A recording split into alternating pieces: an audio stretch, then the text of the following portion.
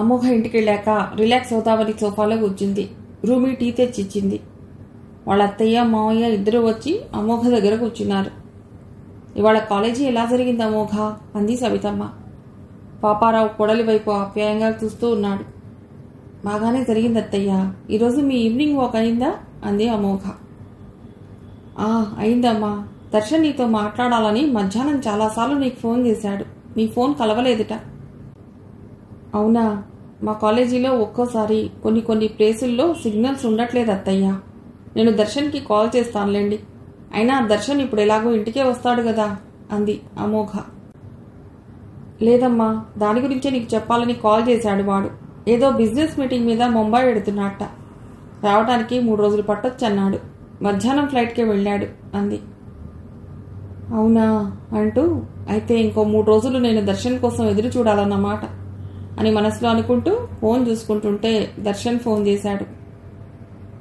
అత్తయ్య, దర్శన్ ఫోన్ చేస్తున్నాడు అంటూ ఫోన్ లిఫ్ట్ చేసి హలో అని మాట్లాడుతూ తన గదిలోకి వెళ్ళింది అమోఘ.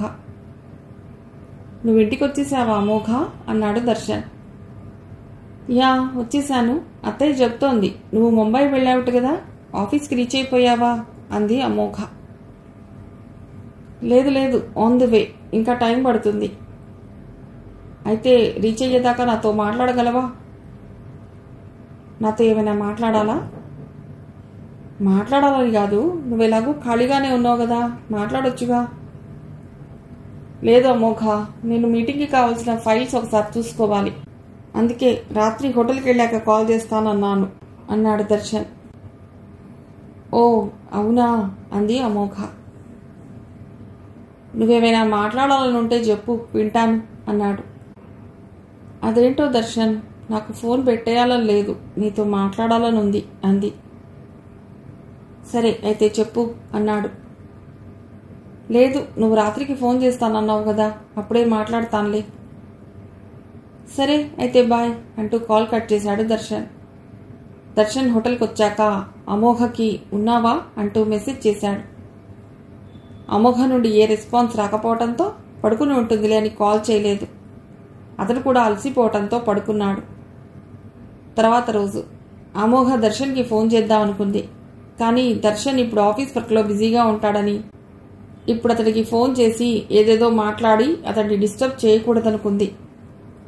అయినా దర్శన్ వైపు నుండి ఒకే ఒక్క డౌట్ తప్ప తాత్విక వైపు నుండి ఎటువంటి డౌట్స్ లేవు. అన్నీ క్లియర్ అయ్యాయి. ఇహ దర్శన్తో బాగుండాలి అని అనుకుంది. కానీ నేను బాగుండాలి దర్శన్తో అని అనుకుంటున్నప్పుడు నా పక్కన దర్శన్ లేడు. ఇదంతా కావాలనే జరుగుతోంది. ఎందుకంటే ఏ తప్పు చేయకపోయినా దర్శన్ని నేను బాధ పెట్టాను. అందుకే అన్నీ తెలిసాక నేను ఇలా పశ్చాత్తాపడుతున్నా దర్శన్ నా పక్కన లేడు అని అనుకోగానే ఆమె కళ్లలో నీళ్లు తిరిగాయి.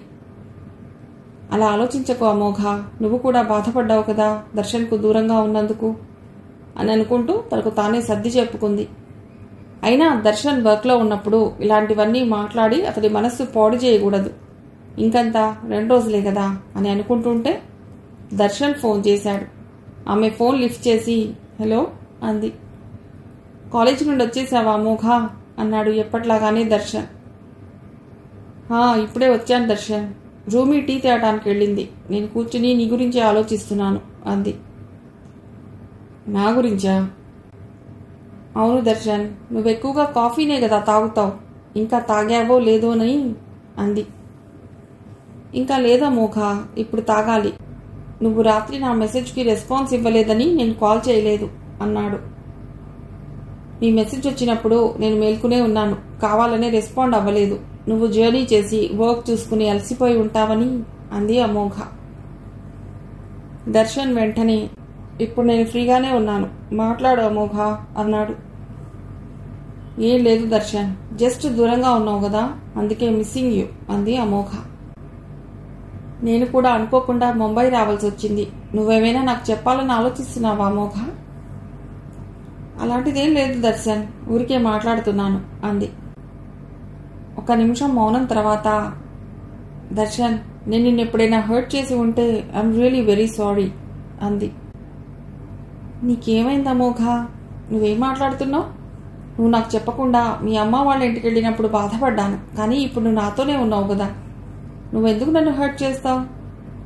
అయినా ఒకవేళ నువ్వు నన్ను హర్ట్ చేసినా నేను నిన్ను హర్ట్ చేసినా మన ఇద్దరం ఒకరిని ఒకరు క్షమించుకోగలిగేంత ప్రేమ ఉంది, భరించగలిగేంత ఇష్టం కూడా ఉంది.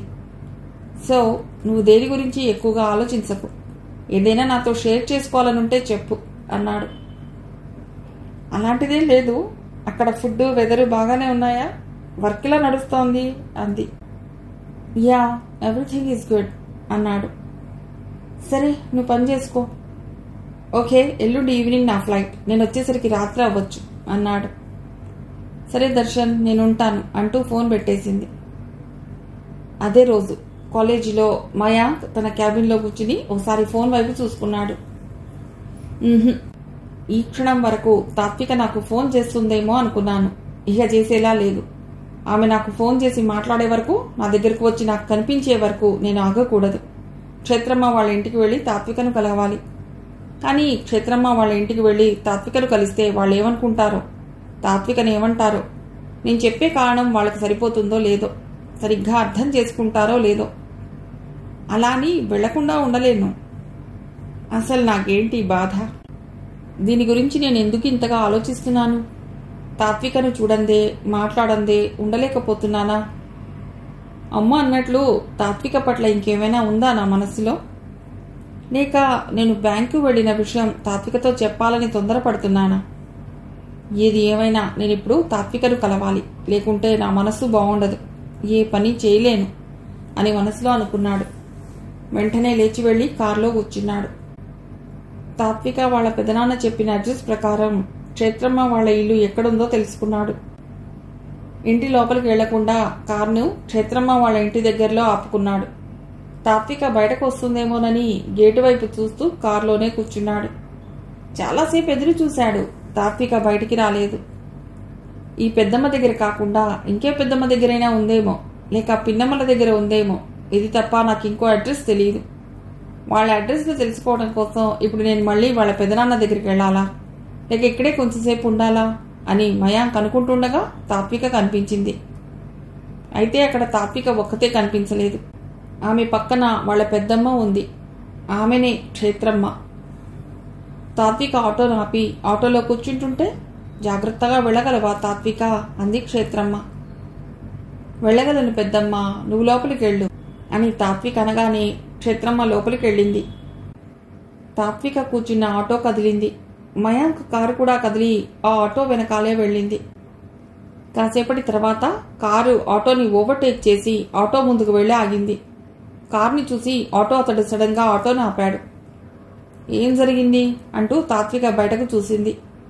అక్కడ మయాంక్ కనిపించగానే ఆటో దిగి అతడి దగ్గరికి వెళ్ళింది తాత్విక. సార్, ఏంటి సార్ ఇక్కడున్నారు అంది. నేను నిన్ను కలవటానికి ఎంత ట్రై చేశాను. నీ ఫోన్ ఎందుకు స్విచ్ ఆఫ్ వస్తుంది? ఎవరన్నా ఫోన్ చేశారేమో అని కూడా ఆలోచించవా?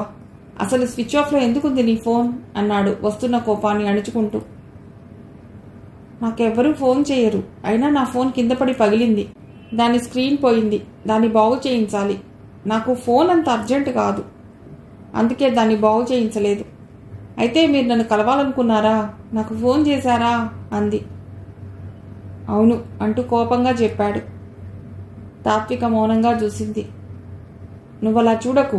ఈ 3 రోజుల్లో నేను నీకు ఫోన్ చేస్తానని కానీ, నాతో నీకు మాట్లాడాలని కానీ అనిపించలేదా?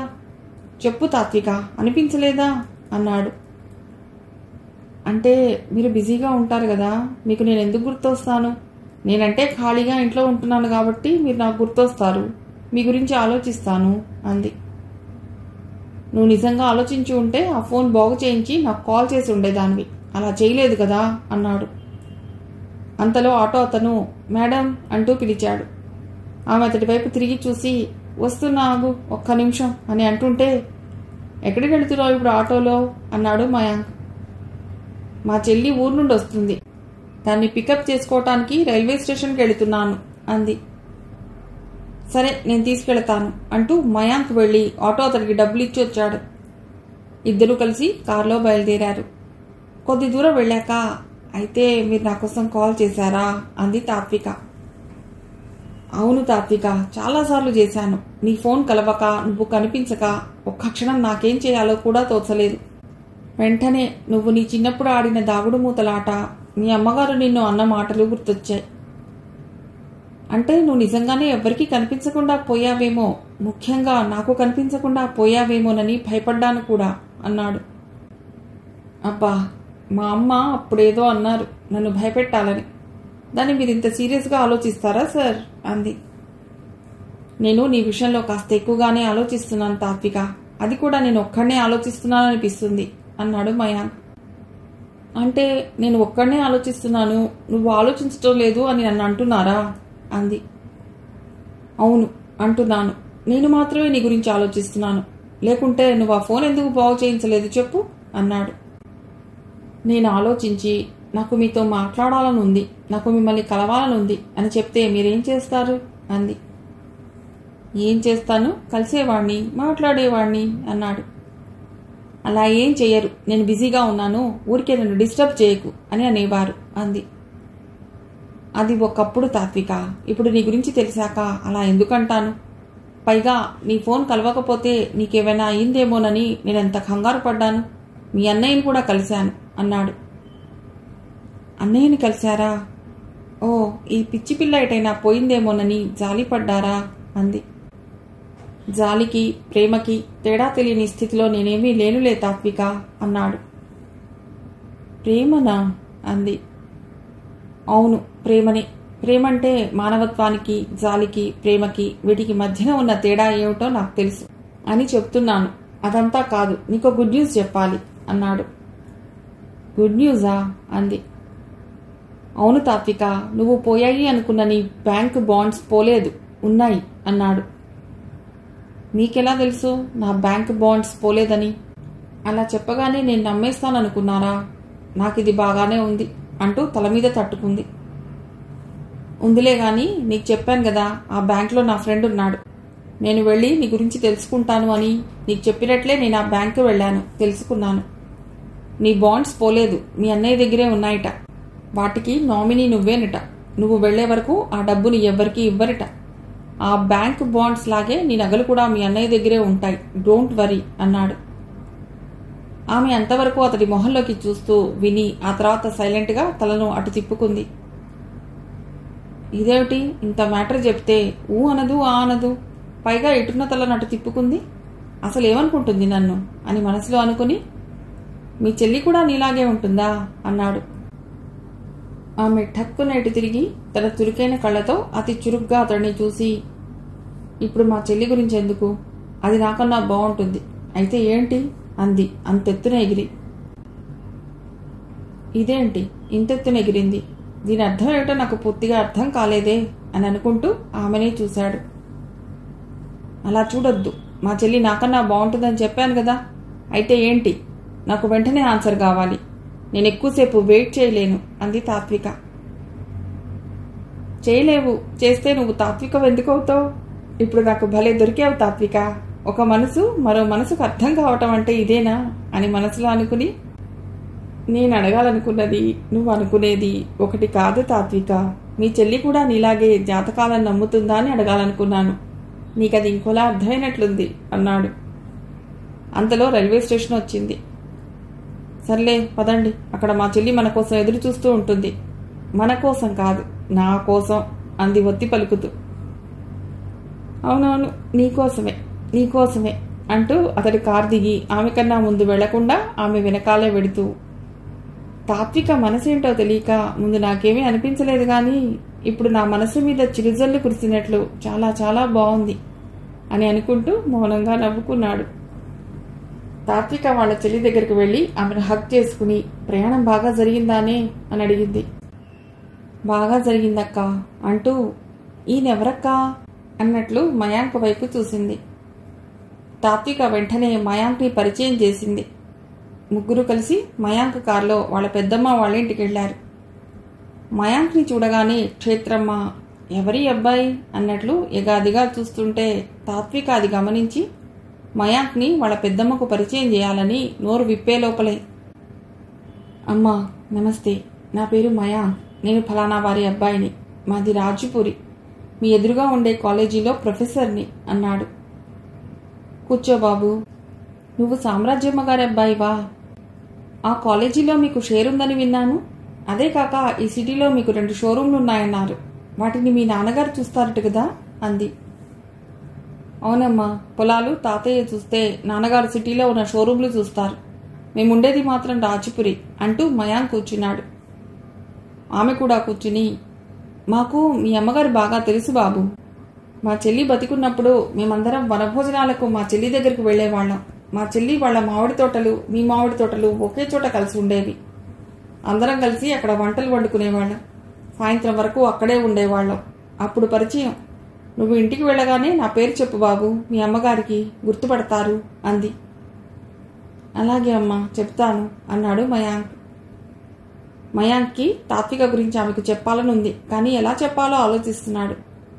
ఈ లోపల మయాంక్కి కాఫీ తేవాలని తాత్విక వాళ్ళ చెల్లిని తీసుకుని వంటగదిలోకి వెళ్ళింది. అమ్మా, నాకు మీరు తెలియదు, కానీ వందన్ బాగా తెలుసు. వాళ్ళ నాన్నగారు కూడా తెలుసు. అదే తాత్విక వాళ్ళ పెదనాన్నగారు అన్నాడు మయాంక్. ఆమె ఇప్పుడు ఏమంటుందో విని అప్పుడు మాట్లాడొచ్చు అని. ఆమె హాయిగా నవ్వి, వాళ్ళు చాలా మంచివాళ్ళు బాబు. మా చెల్లి వాళ్ళు అర్థాంతరంగా పోయినా కూడా మా తాత్వికని బాగా తీసుకున్నారు. దానికి చిన్న కష్టం కూడా రానివ్వటం లేదు. నాతో మా తాత్విక ఎక్కువగా మాట్లాడదు, కానీ మాట్లాడినప్పుడు మాత్రం బాగున్నా పెద్దమ్మ అంటూ ఫోన్ వాళ్ళ వదినకి ఇస్తుంది. వాళ్ళ వదిన నాకు రోజూ ఫోన్ చేసి మాట్లాడుతుంది. తాత్వికను ఎప్పుడు పంపమని అడిగినా తాత్విక లేకుంటే నాకేం తోచదత్తయ్యా అని అంటుందే గాని పంపదు. ఇప్పుడు మా చిన్నమ్మాయి వస్తుందని తెలిసి పంపినట్లుంది అంది క్షేత్రమ్మ. అయితే ఈమెకేమీ తెలియదన్నమాట. ఇంకా ఎన్నాళ్ళు దాస్తుంది తాత్విక? ఇప్పుడు నేను చెప్పకపోతే తాత్విక అదే చట్రంలో అలాగే ఉండిపోతుంది. పరిస్థితి ఇంకా ఇంకా దిగజారిపోతుంది. ఇప్పుడే చెప్పాలి. ఇదే మంచి అవకాశం. ఇంకా లేట్ చేయకూడదు. తాత్విక వచ్చే లోపలే చెప్పాలి అనుకుని, అమ్మా, నేను మీతో కొంచెం మాట్లాడాలి అన్నాడు మయాంక్. మాట్లాడు బాబు అంటూ ఆమె మయాంక్ వైపు చాలా ప్రశాంతంగా చూసింది. ఇక్కడ నేను ఈమెతో మాట్లాడటం తాత్విక విన్నదంటే ఇప్పుడే వచ్చి నా మీద పడుతుందేమో. పర్వాలేదులే, పడితే ఎంతసేపు పడుతుంది, అదంతా తర్వాత చూసుకోవచ్చు. ముందైతే చెప్పాలి.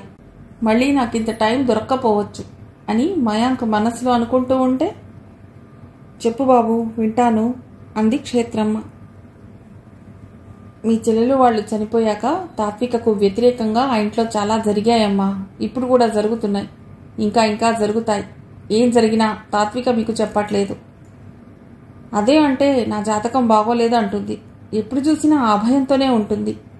అదే వాళ్లకు పెద్ద అవకాశం అయింది.